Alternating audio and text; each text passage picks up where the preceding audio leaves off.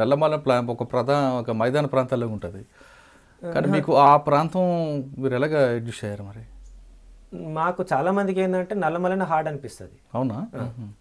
విపరీతమైన రాళ్ళు, water source తక్కువ, ముఖ్యంగా ప్రజలతో సంబంధాలు చాలా పరిమితం. ఏఓబిలో ఎక్కినా కొద్దీ నీకు మెత్తటి మట్టి ఉంటుంది, మెత్తటి మట్టి, వాతావరణం కూడా చల్లటి వాతావరణం ఉంటుంది, నీకు స్లోగా వెళ్తే అలుపు రాదు. ఇక మానసిక స్థితి ఏంటంటే ఎంఎల్ఎం మెడిసిన్ ఉన్నంత కాలం ఏదైనా పనిచేయదు. అదే అంటుంటాడు సాకేత్. ఒక ఆయన అడిగాడట సాకేత్కి, మీరు ఇంత వీక్గా ఉన్నారు, మీరు ఎట్లా పనిచేస్తున్నారంటే మాకు మంచి మెడిసిన్ ఉందండి అని అడట. ఏ మెడిసిన్ అంటే ఎంఎల్ఎం అంట. అంటే ఏంటంటే మార్క్సిజం లెనిజం మావిజం, ఈ మెడిసిన్ ఉన్నంత కాలం ఎవరు వదిలిపెట్టలేరు అని చెప్పి అది ఉన్నంతకాలం అంటే తిండి ఒకటి నల్లమల కంటే బెటర్ ఫుడ్డే, కాకపోతే ఏంటంటే కొంత అడ్జస్ట్ కావాలి. అక్కడ దొరికేది నేచురల్ ఫుడ్, సామలు, తైదలు, ఇక్కడ తైదాడు సోళ్ళు, తర్వాత బియ్యము, మంచి బెటరు తిండి ఉంటుంది. భాష మెయిన్ సమస్య. అనేక రకాల తెగలు కదా, ఒడియా, నూకదూర, రాణ, బగత, కువ్వి, కొటియా. దాదాపు ఆంధ్రప్రదేశ్లో ఉండేటువంటి 32 తెగల్లో దాదాపు ఒక 20 తెగల వరకు ఏఓబిలో ఉంటాయి. ఇంకా ఒడిశాకి వెళ్తే ఏంటంటే ఇంకెక్కువ కనిపిస్తుంటాయి అన్నట్టు. ఒక 10 గ్రామాల లోపల 10 రకాల తెగలు కనిపిస్తుంటాయి. కలిసిమెలిసి బతుకుతున్నటువంటిది ఉంటుంది. చిన్న తేడాలు అంటే మేము కొంచెం పెద్ద అనేటువంటిది ఒకటి ఉంటుంది, కానీ కలిసిమెలిసి బతుకుతున్నటువంటి పరిస్థితి ఉంటుంది. అది కొద్దిగా అంటే పని చేయాలనుకుంటే, అంటే మీరు ఆ పరిస్థితిని అలవాటు చేసుకోవడానికి ఎన్ని నెలలు పట్టింది? అంటే టైం అని చెప్పాను, పనిచేస్తున్న కొద్దీ అక్కడ ఏంటంటే విప్లవోద్యమ ప్రభావం తీవ్రంగా ఉంది. ప్రజల యొక్క గొప్ప అంటే వాళ్ళకు ఉన్నటువంటిది ఏంటంటే పార్టీలో పర్సన్ ఈయన గొప్పోడు అనేటువంటి ఫీలింగ్స్ ఉండవు. ఉన్నంతకాలం వాళ్ళకి ఆమోదిస్తారు. ఎందుకంటే వాళ్ళు మేము వెళ్ళింది 1 సంవత్సరం 6 నెలలు వెళ్దాం, కానీ వాళ్ళు ఏంటంటే 80 నుంచే చూసుకుంటూ వస్తున్నారు పార్టీ. పోతారెడ్డి పీరియడ్ లోపల దాదాపు 140 గ్రామాలను తగలబెట్టినారు. పార్టీ చెప్తున్నటువంటిది ఏఓబిలో రిప్రెషను 85 నాటికి పార్టీ బలంగా లేదు. ఆ టైం నాటికి తీవ్రమైనటువంటి నిర్బంధము, చనిపోవడాలు, చాలా ఇబ్బందికరమైన పరిస్థితి. ఇప్పుడు ఛత్తీస్గఢ్లో సల్వాజుడం ఎలాగో అలాగ ఉంది అనేటువంటిది చెప్తుంటుంది పార్టీ. అంటే మీరు వెళ్ళేసరికి ఆ ప్రాంతంలో ప్రధాన సమస్య ఏం కనిపించింది? తిండి సమస్య, మెయిన్ సమస్య తిండి సమస్య, గవర్నమెంట్ నిర్లక్ష్యం. అంటే అన్ని సమస్యలే. గాల్కొండ ఏరియా లోపల ఇప్పుడు ఆ పరిస్థితి లేదని నాకు అనిపిస్తుంది. జీరిగంబలు తాగాను, టెంకంబలు తాగాను నేను. అంటే అన్ని ప్రాంతాలు అట్లా లేదు. ముఖ్యంగా ఏజెన్సీలో కొన్ని గ్రామాలు, పాడేరు వైపు వెళ్తే అది లేదు, కానీ నేను పనిచేసిన ప్రాంతంలో మాత్రం ఉండేది. జీరిగంబలు అంటే జీరుగు చెట్టు, కళ్ళు చెట్టు తీసి కలిపి తాగినటువంటి అంబలు, అంత తీవ్రమైన పరిస్థితి ఉండేది. మరి ఆ సమస్యను అధిగమించడానికి మీ వైపు నుంచి ఏ విధంగా కృషి చేశారు?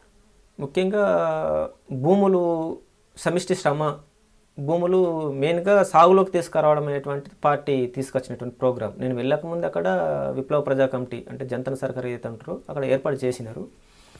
అయితే అది సక్సెస్ కాకుండా ఉంది, కానీ అంతకుముందు 95 నుంచే గ్రామరాజ్య కమిటీ నిర్మాణం చేసి భూ పంపిణీ కార్యక్రమం దాదాపు స్టార్ట్ అయింది.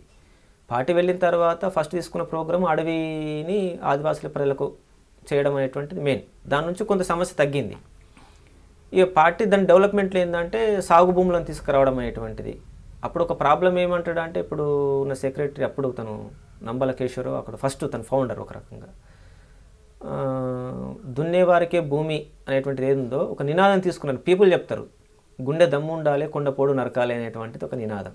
దాని కిందనే అందరూ సమీకృతులైనారు అనేది, ఫారెస్ట్ డిపార్ట్మెంట్ అక్కడ నుంచి పోవడం అనేటువంటిది. అయితే అక్కడ చేసిన పొరపాటు ఏంటంటే కంట్రోలింగ్ లేదు. అక్కడ తెలివైనటువంటి మున్సబు వ్యవస్థ, గ్రామ ఆధిపత్య శక్తులు ఎవరుతున్నారో ఎక్కువ నరికించుకుని వాళ్ళ కంట్రోల్లో పెట్టుకున్నారు. దాంతో ఏమైందని చెప్పేసి మళ్ళీ తిరిగి వాళ్ళ మీద స్ట్రగల్ చేయాల్సిన పరిస్థితి ఒకటి ఏర్పడింది. అంటే వీటితో పాటు కరువు దాడులు కూడా చేశారు కదా అప్పుడు? అవును, కరువు దాడులు ముఖ్యంగా జీసీసీ మీద, తర్వాత కొన్ని ల్యాండ్ ల్యాడ్స్ అంటే ఇక్కడ ఉన్న టైపు ల్యాండ్ ల్యాడ్స్ ఊహించలేము మనము. ఎక్కువ అంటే వాళ్ళు శ్రమ చేస్తారు, ఎక్కువ శ్రమను దోపిడీ చేస్తారు. శ్రమలో పాల్గొంటూ శ్రమను దోపిడీ చేస్తున్నటువంటి కొన్ని కుటుంబాలు ఉన్నాయి. వాళ్ళ మీద గవర్నమెంట్ జీసీసీ డిపోల మీద దాడి చేసి వాళ్ళకు చేసినటువంటివి ఉన్నాయి. తర్వాత మెయిన్గా భూమిని అందుబాటులో తీసుకురావడము, దాని నుంచి కొంత మేరకు నివారించగలిగినాం. మెయిన్ సమస్య ఇంకా మౌలిక సమస్యలు, విద్య, వైద్యం. నేను వెళ్ళినప్పుడు దాదాపు లోపల నేను పనిచేసిన ప్రాంతంలో ఒక్క ఇంటర్మీడియట్ స్టూడెంట్ లేడు. ఒకే ఒక్క ఇంటర్మీడియట్ స్టూడెంట్ చీడిపల్లి అని ఒక ఊరు ఉండేది. దాదాపు 120 ఇండ్లు ఉండేటివి, అతి పెద్ద ఊరు. అక్కడ ఒకే ఒక్క స్టూడెంట్ ఉండేవాడు. నేను 2010 నాటికి ఏంటంటే సల్దిగడ్డ అనే ఒక ఊరిలో ఒక MBBS చదువుతున్న కుర్రోడిని చూశాను నేను. ఫస్ట్ టైం నాకు ఒక సంతృప్తికరం అనిపించింది. ఇప్పుడు నేను విప్లవోద్యమం నుంచి వచ్చి ఏరియా రిపోర్ట్ కంటిన్యూగా యోగులో భాగం కాబట్టి ప్రతి గ్రామం నుంచి డిగ్రీ చదువుతున్న పిల్లలు ఉన్నారన్నట్టు చాలామంది. ఇంకా ఇంజనీరింగ్ చదువుతున్నటువంటి వాళ్ళు నాకు తెలియదు, కానీ ఇంటర్మీడియట్ కామన్ అయిపోయింది. పార్టీ నేను వెళ్ళకముందు అక్కడ స్కూల్స్ ఓపెన్ చేసింది, ఒక 2 స్కూల్స్. దాదాపు ఆ స్కూల్స్కి ఒక 8 గ్రామాల ప్రజలు విద్యార్థులు వచ్చేవాళ్ళు. కొన్ని చెక్ డ్యాముల నిర్మాణాలు అయినాయి. ముఖ్యంగా శుభ్రమైన నీరు కోసం చాలా కార్యక్రమాలు అప్పటికి చేపట్టి ఉన్నది. మేము దాన్ని కంటిన్యూ చేశాం. మేము అంటే ఈ కార్యక్రమంలో నిర్బంధం ఏ విధంగా ఎదుర్కొన్నారు? అంటే ఇప్పుడు పార్టీ చెప్పేది ఏంటంటే పాలిటిక్స్ డెవలప్మెంట్స్ చేయడం అనేటువంటిది చేస్తే అది ఆర్థికవాదంలోకి వెళ్ళిపోతుంది. అందుకే సాకేత్ అనేవాడు ఎప్పటికీ ఏమంటాడంటే, ప్రజలకి రాజకీయాలు చెప్పాలి ఎక్కువగా. నువ్వు ఒక మీటింగ్ ఉన్నది అనుకుంటే 70% పాలిటిక్స్ ఉండాలి, 30% వాళ్ళ సమస్యలు మాట్లాడాలి అంటాడు. అది ఫెయిల్యూర్ అవుతూ వచ్చింది. ఎందుకు అని చెప్పేసి అంటే పాలిటిక్స్తో ఉన్నటువంటి ప్రజలు ఎంత నిర్బంధంగా వచ్చి ఎన్ని సంస్కరణలు తీసుకొచ్చినా నిలబడతారు. అదే సమస్యలు మేరకే మాట్లాడినాం అనుకో, సమస్యలు పరిష్కారం అయితే ఆర్థికవాద దృక్పథం ఉంటుంది. నువ్వు పరిష్కరిస్తే తర్వాత ఇంకొకరు పరిష్కరిస్తారు. ఈ విషయం ఇక్కడ సమస్య అయింది మాకు. ఏమైందని చెప్పేసి అంటే గవర్నమెంటు సంస్కరణలు తీసుకురావడం మొదలుపెట్టింది. మేము ఒక 5-6 ప్యాకెట్స్లో జంతన సర్కిల్ ఏర్పాటు చేసాం. దాంట్లో బెటర్గా పనిచేసిన 4. ఈ 4 లోపల మేము ఏమైతే ఇంప్లిమెంటేషన్ చేయాలనుకుంటామో అవే సంస్కరణలు గవర్నమెంట్ ఇంప్లిమెంటేషన్ చేసేది. కొన్ని ప్యాకెట్స్ వ్యతిరేకించినాయి. ఇన్ని సంవత్సరాలు లేని గవర్నమెంట్ ఇప్పుడు ఎందుకు గుర్తుకొచ్చింది అని చెప్పేసి అని. నిర్బంధము అంటే నేను అనేది ఏంటంటే ఒక్క సాయుధ దాడి అనను. ఒక్క ఊరి మీద 12 రకాల నిర్బంధం స్టార్ట్ అయింది. సంస్కరణలు ఇంప్లిమెంటేషన్ చేసినారు. తర్వాత స్వచ్ఛంద సంస్థలు, మతము, డిపార్ట్మెంటు, చివరికి ఏంటంటే ఒక ఊరు వాళ్ళైతే సంతలకు వెళ్ళలేని పరిస్థితి ఏర్పడింది. మేము పలానా గ్రామం వాళ్ళము అని చెప్పలేని పరిస్థితి. అన్నీ నిలబడ్డారు.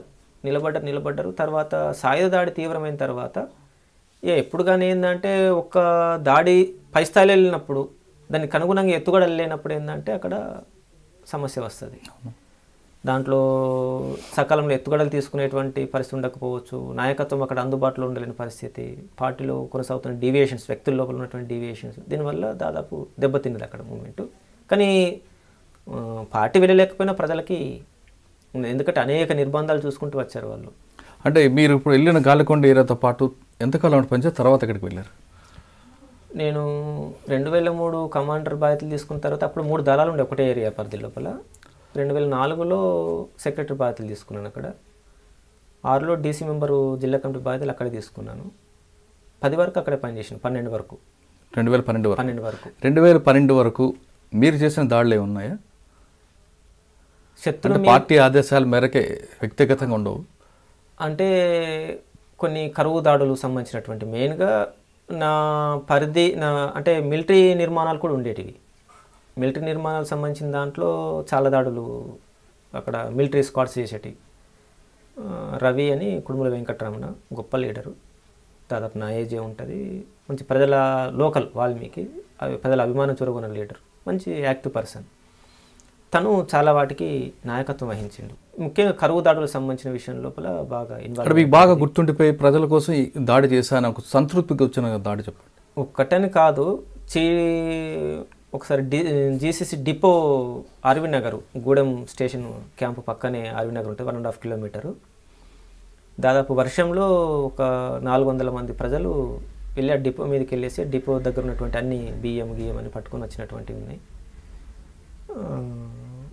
చాలా అట్లాంటి చీడుగొంది లోపల ఒక భూస్వామి తనకు సంబంధించినటువంటివి ఆక్యుపై చేసుకున్నటువంటి ఘటనలు ఉన్నాయి.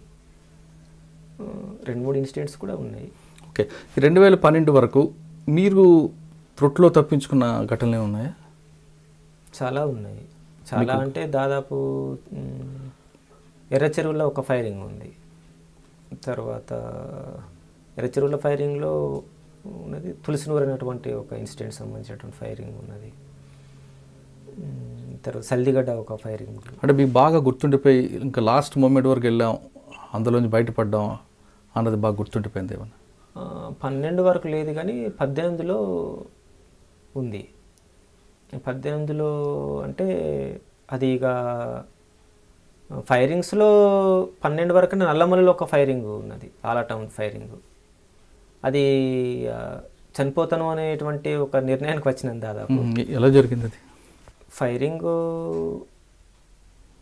దాడి చేయాలనే ఉద్దేశంతో వెళ్ళినటువంటిది. అక్కడ అసాల్ట్ టీంలో 5 మంది ఉంటే 4 చనిపోయారు. దాంట్లో మా కమాండరు లింగన్న అని మంచి పేరు, ఇక్కడ చెయ్యి ఉండదు తనకు. తను కమాండర్ గార్డుగా ఉండేది. నేను తనకు తగిలింది ఫస్ట్, ఒక 2 తూటలు తగిలినాయి. తనను పట్టుకొని రిట్రీట్ అవుతున్న క్రమం లోపల నా కళ్ళ ముందే తను పడిపోయింది. పడిపోయి తన దగ్గర ఉన్నటువంటి వెపన్ నాకు ఇచ్చి నువ్వు వెళ్ళిపో అని చెప్పేసి అంటే ఇక వెపన్ తీసుకొని వచ్చినాను. నేను ఇక్కడ నుంచి ఒక 10 గజాల దూరం వరకు వెళ్ళినప్పుడు కొన్ని తూటలు పడి మట్టి మీదకి వస్తున్న సందర్భాలు కనిపించింది. అది అక్కడ ఒకటి అనిపించింది. తర్వాత 18లో ఒక ఇన్సిడెంట్ సంబంధించి. 18 ఎలా జరిగింది? అప్పుడు ఒక ఇన్ఫర్మేషన్, కాంక్రీట్ ఇన్ఫర్మేషన్ ఆంధ్ర బలగాలకు, ఒడిశా సంబంధించినటువంటిది, ముఖ్యంగా సాకేత్, ఉదయ్ ఇద్దరు ఉన్నారు అనేటువంటి ఇన్ఫర్మేషన్. దాని నుంచి పెద్ద ఎత్తున బలగాలు కటాఫ్లోకి ప్రవేశించినాయి. అయితే ప్రజల యొక్క పాత్ర గొప్పగా చెప్పుకోవాలి. ఇక్కడ రూడకోట అని మాకు జరిగిన ఇన్సిడెంట్కి అక్కడికి దాదాపు నడుచుకుంటూ వస్తే ఒక 2.5 గంటల 3 గంటల ప్రయాణం ఉంటుంది. అక్కడ స్టార్ట్ అయినటువంటి బలగాలకు దాటి కొంచెం ముందుకు వచ్చిన తర్వాత చీడిగొందని ఒక ఊరు ఉంటుంది, చీపురుగొంది అని. అక్కడ రాగానే అక్కడ ప్రజలు చూసినారు. చూసి వాళ్ళు బైక్ తీసుకొని లోపలికి వస్తున్నప్పుడు ఆపి వెనుకకి పంపినారు వాళ్ళకి. ఇక అలౌ చేయనీయలేదు. అదే రాత్రి కొండ నుంచి ఎక్కిది ఇంకొక ఊరికి వచ్చి ఇన్ఫర్మేషన్ ఇచ్చినారు. వాళ్ళు ఇంకా మిగతా ఊర్లో చెప్పినారు. దాదాపు రాత్రి 12 గంటలు స్టార్ట్ అయినటువంటి ఇన్ఫర్మేషన్ ఇచ్చే క్రమము తెల్లవారు 6 గంటల వరకు ప్రయత్నాలు చేస్తూ ఉన్నారు. బైక్ల మీద వస్తే బైక్లు ఆపేస్తే ట్రాక్టర్ తీసుకుని వస్తున్నారు. ట్రాక్టర్ ఆపేస్తే ట్రాక్టర్ ట్రాలీ పట్టుకొని ఇసుక తీసుకోమనే పేరుతోని చివరికి వాళ్ళు ఏంటంటే చెప్పలేకపోయారు. ఇక వాళ్ళు పరిసర ప్రాంతాలకు వచ్చేసరికి ఏంటంటే దాదాపు ఆ ప్లేస్కి వచ్చేసి ఫైరింగ్ స్టార్ట్ అయింది. స్టార్ట్ అయినప్పుడు అక్కడ సెంట్రీ వాళ్ళే ఫస్ట్ ఫైర్ చేశారు. ఫైర్ చేసినప్పుడు కిందికి కొంచెం టీ చేస్తున్నారు, కాషన్స్ ఇవ్వడము, దాదాపు ఫైరింగ్స్ ఎక్కువ కొనసాగినాయి. లీడర్షిప్ ఉన్నారు.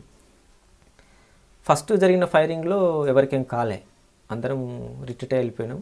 వెంటనే కలుసుకున్నాం ఒక 1-2 గంటల లోపల. ముఖ్యంగా లీడర్షిప్ ఉన్నారనే దగ్గర నుంచి ఒక టీం ఆగి దెబ్బలాడడంతో ఏంటంటే ఒక ఇద్దరికి ఇంజూర్ కూడా అయింది అనేటువంటిది ఉన్నది. అక్కడ నుంచి వెళ్ళి ఒక 1 గంట దాటిన తర్వాత అప్పటికే ప్రజలు పెద్ద ఎత్తున లోపలికి వచ్చినారు ఫారెస్ట్లోకి. ఏంటంటే కటాఫ్లో ఉన్నటువంటి ప్రజల పరిస్థితి ఏందనుకున్నప్పుడు వాళ్ళు లోపలికి రావడంతోనే అన్నాలు వదిలిపెట్టేసి పందిలో ఉచ్చులు పట్టుకొని, అంబలి పట్టుకొని, డబ్బాల లోపల అన్నం కట్టుకొని, మేము ఎక్కడ ఫైరింగ్ అయింది విషయం విన్నారు, ఇవి ఎక్కడో వెళ్తుంటారు, వాళ్ళని పట్టుకోవాలనే ఉద్దేశంతో ప్రజలు లోపలికి రావడం అనేటువంటి స్టార్ట్ చేసినారు. మాకు వెంటనే ఒక టీం తగిలింది.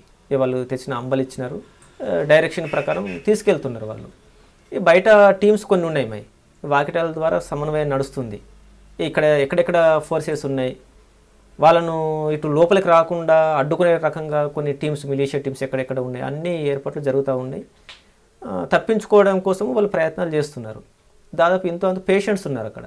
దాని నుంచి ఏంటంటే రాత్రి 7-6 స్టార్ట్ అవుతుంది, దిగుతున్నాం కొండ, దారి తప్పాం. దాదాపు దిగడానికి దాదాపు 1 గంట పైన పట్టింది. పేషెంట్స్ ఉన్నారు. ఇక మా ముందు నడుస్తున్న టైంలో లోపల ఉన్నటువంటి టీము కొండపైకి వస్తుంది అన్నట్టు. దాదాపు తారసపడ్డం దగ్గరే.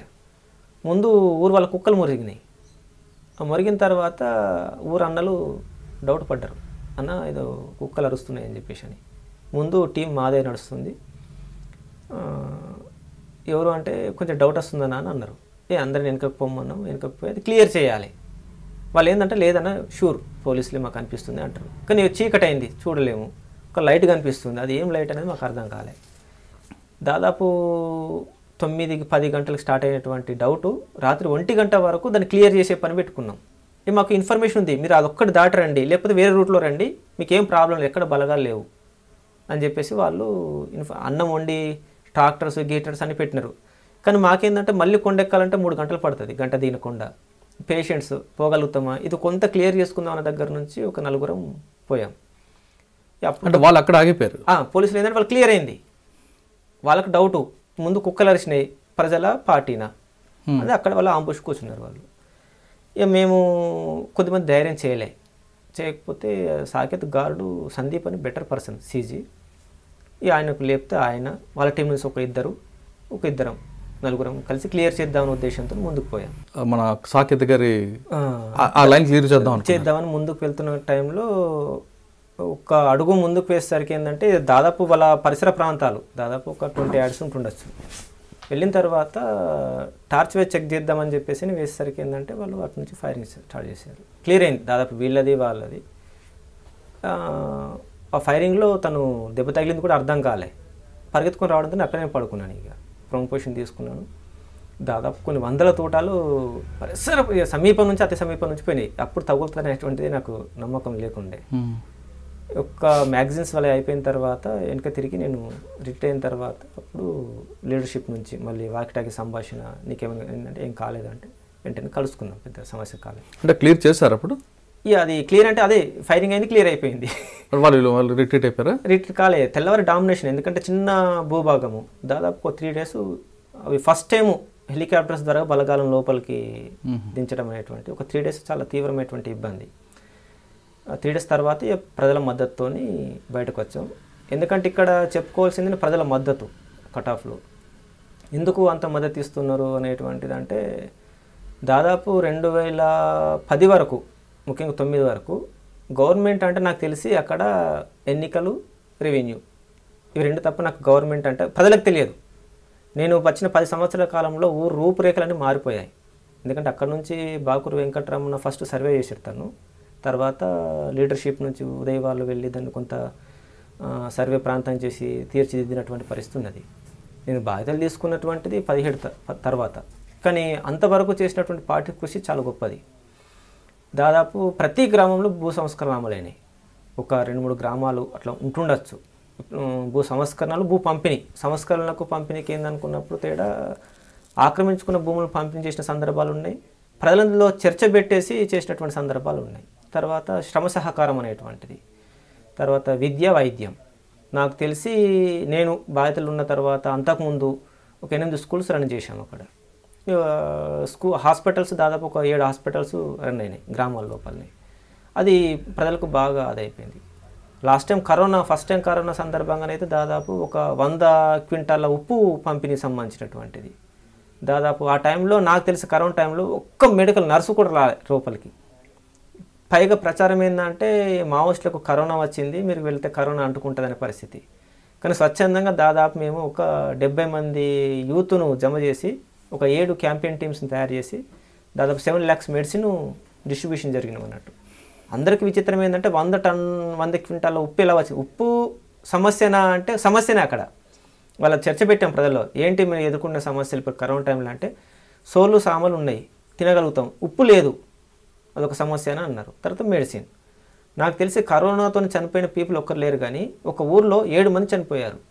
కోడిగొందని ఒక ఊర్లో చాలామంది చనిపోయారు మామూలు విరేచనాలు మలేరియాతోని.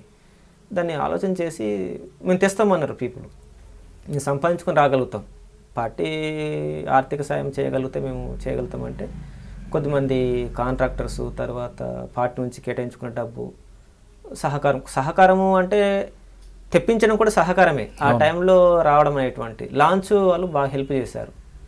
వాళ్ళు డబ్బులు ఇస్తే దాదాపు లోపల నుంచి చిత్రకొండ నుంచి లాంచ్ ద్వారా ఉప్పు వస్తే ఒక టీం ఏర్పడి వికాస్ కమిటీ అనేటువంటిది ఒక టీం ఏర్పడి దాదాపు అన్ని గ్రామాలకు ఆంధ్ర ఒడిశా ఆ కట్ ఆఫ్ రిలేషన్లో ఉన్నటువంటి అన్ని గ్రామాలకు ఇంటికి ఫస్ట్ టైం 2 కేజీల చొప్పున ఉప్పు, అదొక దాదాపు ఒక టైం పీరియడ్ నడిచింది. మెడికల్ అయితే దాదాపు అన్నిటి దగ్గర ఇచ్చాం, వెళ్ళి స్వచ్ఛందంగా అన్ని కొండలు ఎక్కేసి మాట్లాడి ఇచ్చినటువంటిది ఉన్నది. ఇది ముందు నుంచి కొనసాగుతూ వచ్చింది.